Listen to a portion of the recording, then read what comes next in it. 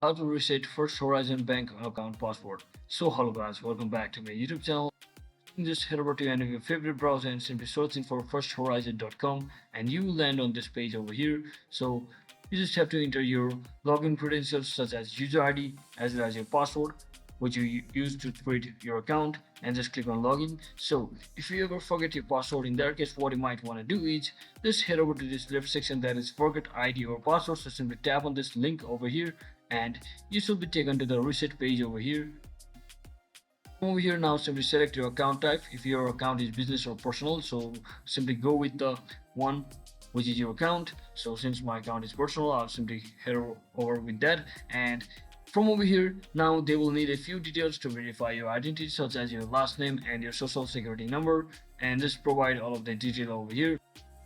And once you do all of that, just click on continue.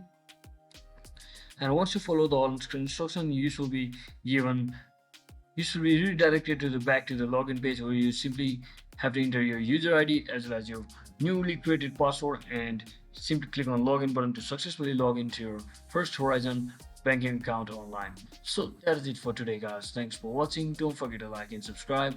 See you on the next one.